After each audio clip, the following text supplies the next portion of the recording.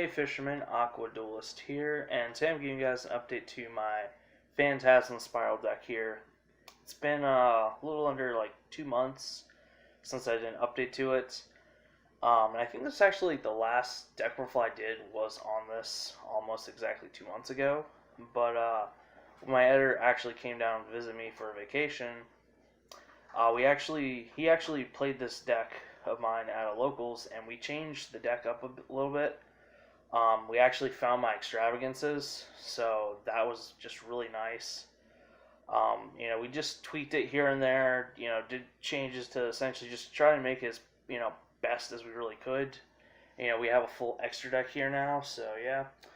But we're going to go ahead and jump into this, guys. If you guys aren't subscribed, go ahead, harpoon that subscribe button. It really helps the channel out. I mean, you get to watch 2 videos for free, a week, so... I'm sorry, you get 2 free videos a week, basically, keep up with that, so, no reason not to, guys. So, for the monster lineup, still playing the 3 giant red sea snakes here. Then we're also playing 3 copies of 7 clever fish, still. Like this lineup, I like it more than the Megalomasher with the fossil digs, because I kept drawing the Megalomashers and not seeing the fossil digs, so the fossil digs were always dead when I drew them later. So yeah, I just like having, the 6 vanillas. I just have, a lot of really good memories with these 2 back in the day, so, yeah. Konami, where's my reprint of 7 colored fish, like, a hollow reprint, because... if Giant Red Sea Snake can get one, there's no reason why 7 colored fish can't. So, just going to throw it out there. Konami, please. Now, for the spells, 3 copies of Pacifist, the Phantasm City. With this, it's the Heart and Soul of the deck. You want to see this, as soon as possible. If a normal monster basically, gets summoned to your field, you get to add a Phantasm Spiral Deck or trap spell or trap from deck to hand. And then if your opponent just does anything, you get a token. You can only control 1 token, so yeah. But it's honestly really freaking good. It's the whole, point of this deck. With it, playing the 1 terraforming, so it's essentially 4 copies of this card right here. Now, going on to the draw power, 3 copies of Extravagance. I think Extravagance is better than Prosperity in this deck, just because of the fact that you go +1 essentially. You draw 2 cards off of 1 card, so card economy +1. I think that's just better. Prosperity is good. I'm not gonna say it's bad. But this is just one of those decks particular where I think just Extravagance is better. There's a couple decks, I think, where Extravagance is just better than Prosperity.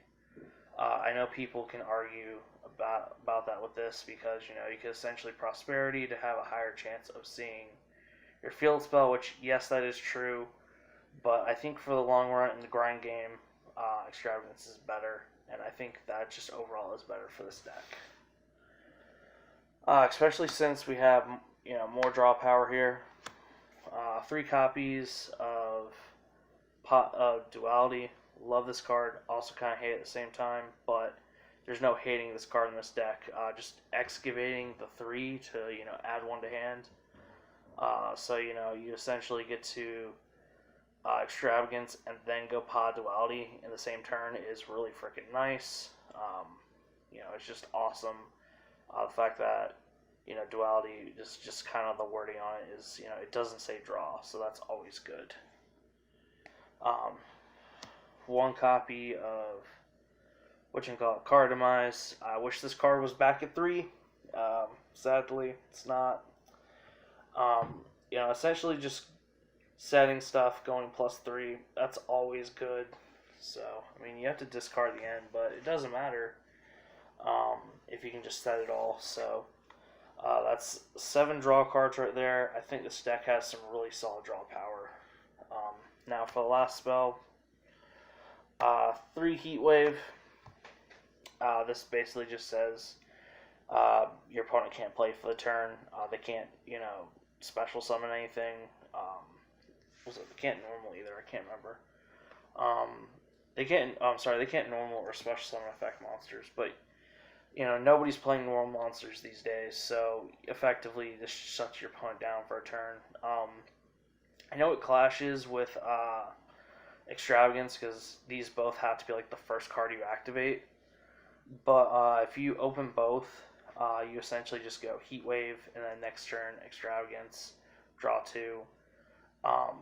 Essentially, kind of just gives you, this kind of just goes like 1 for 1 in a sense, where you draw a card to replace it. If you guys understand that, so it's not too bad at all. That's it for the spells. Now, going on to the traps. So, for the Phantasm Spiral cards, I'm playing 3 copies of Phantasm Spiral Battle, which this basically targets and destroys opponent's monster.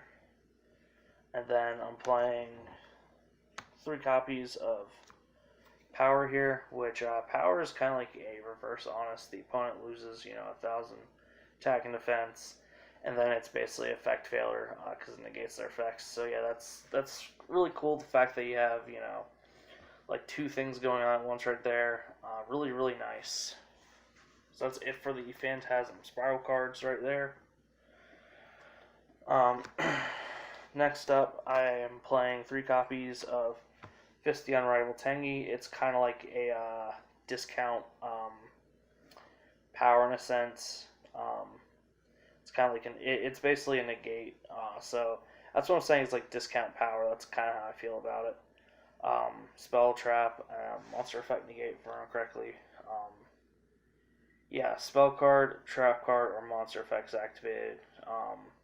You negate the activation, and then if your opponent does destroy this card, you get to you'll summon a non-effect monster from your extra deck. So, but yeah, sorry, I looked at the card there just to make sure. I am pretty tired, so I want to make sure I got it right. So,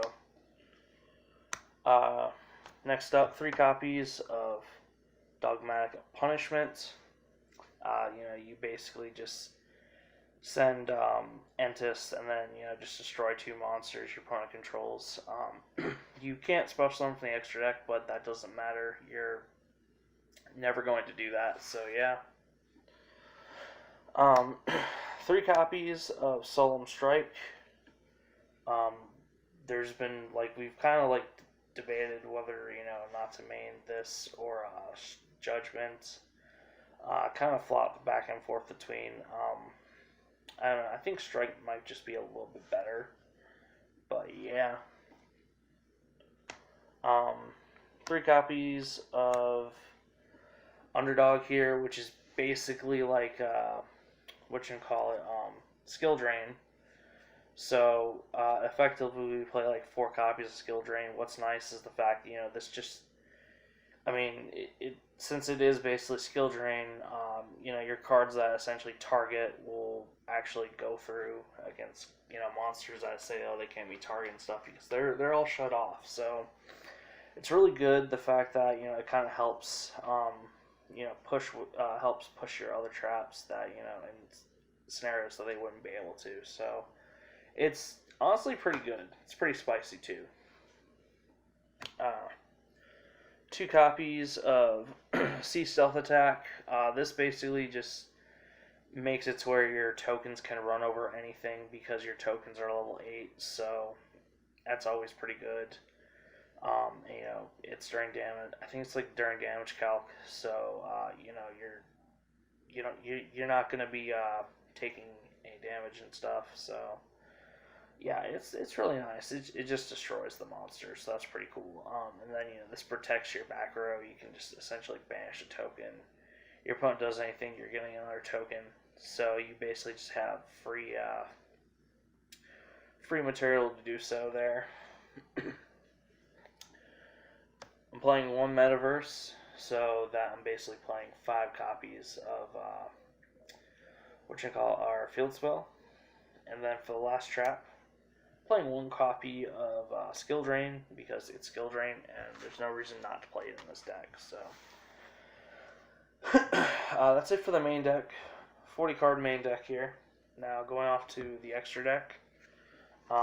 Obviously 3 copies of Blue Eyes Ultimate Dragon here. It's the best target for Fist the Unrivaled Tengi. So 3 because we are playing Extravagance. So yeah.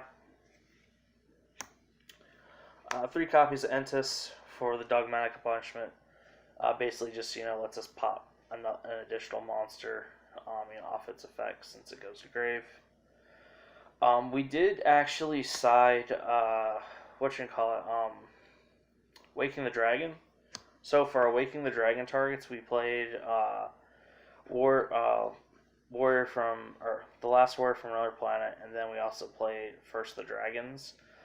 Thing is, basically, let's say your opponent happens to pop two Waking the Dragons. You can essentially go First the Dragon and Warrior from the Last Planet here, Lost Warrior. We're just gonna call it Warrior. Screw it. I'm kind of tired, so yeah. So basically, First the Dragon is unaffected by Warrior, so you essentially have 2 monsters, and that's it's a cool little interaction. So I felt like why not do both of them. Nobody has essentially an out to First the Dragon as well, so that's always pretty cool. And that's it for the fusions. Now going off to the XCs. So starting off, Triple Totally Awesome. It's a secondary target for Dogmatic Punishment, basically. Let's say we banish a couple copies of Entis or all of them. You could send this, and then if you have a water monster, the giant red sea snake or 7-color fish in the grave, you can add it back, or you can just put this back in your extra deck. So essentially keeps the slots for a second Extravagance. You get the idea. It's got some unique interactions, and then we also do play the 3 copies of Bahamut Shark here. So we can essentially, if we do get 2 level 4s, we can go into this to make a Toad, so we have a negate. Toad's just got a couple, weird things I can do in this deck, so, for the last slot, I'm playing one number 37, Woven, I'm just calling it Spire Shark. It's usually what I always do. It's got a really weird tongue twister name, so, this card's basically like a reversed Honest, and then, if it gets destroyed, it floats, so, I just thought all around, it's a solid water monster, at least solid water rank 4 Exceed, so, just no reason not to include it. You could basically just put whatever you want for that last slot, or, if you wanted to drop the Waking the Dragon targets, if you decide not to play them, play 3 of those, basically just play 3 whatever you want. I feel like this and the Waking the Dragons targets are just, whatever slots. They can be whatever you want to be. But I think the rest of the extra deck is kind of like mandatory-ish. So, yeah. Anyways, guys. Thank you all so much for watching. Hope y'all enjoyed this deck profile. We got some more deck profiles, coming soon. Waiting for stuff from... some stuff from Burst Destiny, and it's going to be a really fun time, guys. So, thank y'all so much for watching. Don't forget to harpoon that subscribe button. It really helps the channel. Harpoon that like button if you like this video, and comment any comments y'all have. Link in the description down below to my Instagram if you want to check that out and follow me on there. And I will see y'all in the next video, guys.